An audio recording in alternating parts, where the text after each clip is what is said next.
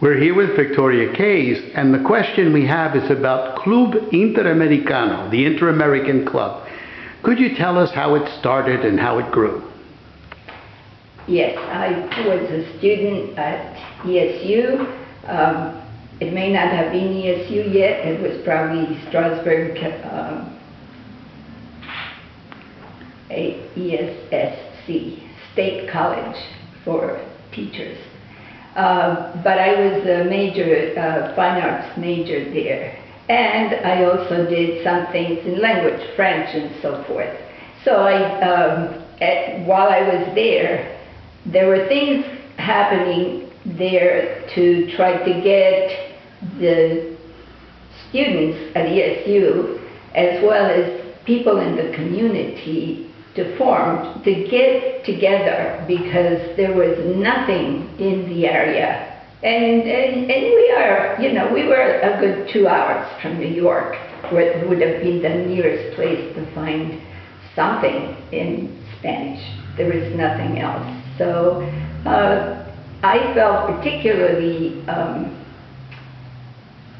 concerned about the number of families that I heard were coming, and the women that would have, as it was in my case, no community to share or maintain the culture. My kids were getting, they were growing up, and I wanted them to have, my family always, of course, got together and all, but outside of the family, they had no idea that there were other people that spoke the language or ate the food or anything like that. That was my interest, and it seemed to be a similar interest for the people that wanted to, that were inviting me to join them to form this club. And the one man that I heard directly from was Frank Fournier, who was in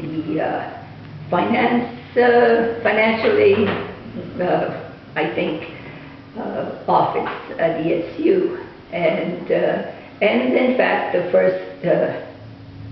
first reunion took place at his home with his wife and some family members that they had here, and a few people that But the point of it was to form a group that would serve the community, that would organize things for those who had no other way to get in touch and keep the food and the culture itself going. We were just submerged in English. I knew I was beginning to forget. I was sounding foreign to my own people. Say, where are you from? So the materials in the collection indicate that the club was formally organized in 1977. Correct. What can you give us as background for that, and what was the first activities that you entertained?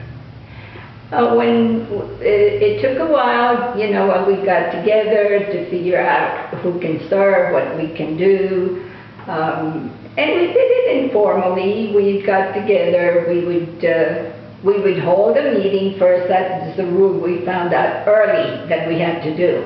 First hold a meeting, first discuss whatever, and then eat and party if you wanted to. Because if you do that first, meeting will never happen.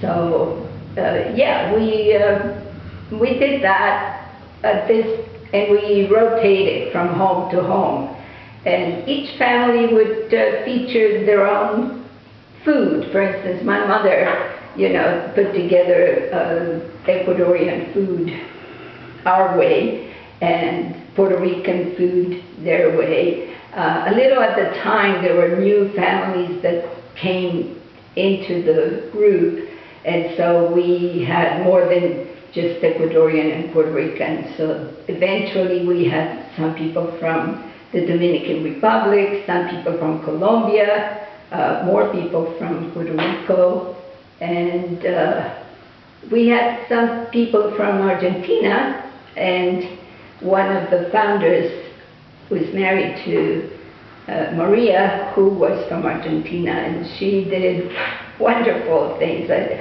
remember she made empanadas, argentinas, and she used to make, because she's of Italian descent, and you would go to her house and you would see the Italian part of her culture being maintained, and she had noodles hanging to dry, and the whole thing.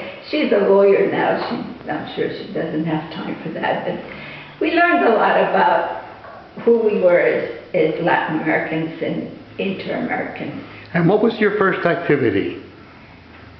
Official activity that we actually, the little town, Strasbourg, had what was called sidewalk sales.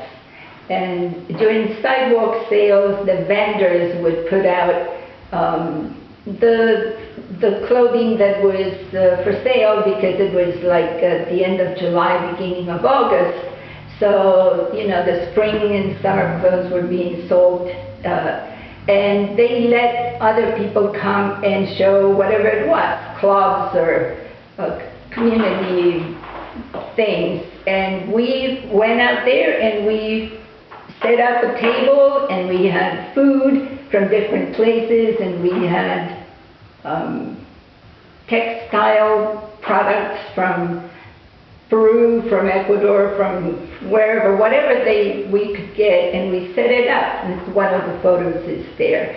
You must not forget the Cuban element, because the one Cuban advisor was Aurora Gonzalez, who was Cuban, professor at ESU, and her very best friend, Ophelia Eilenberger.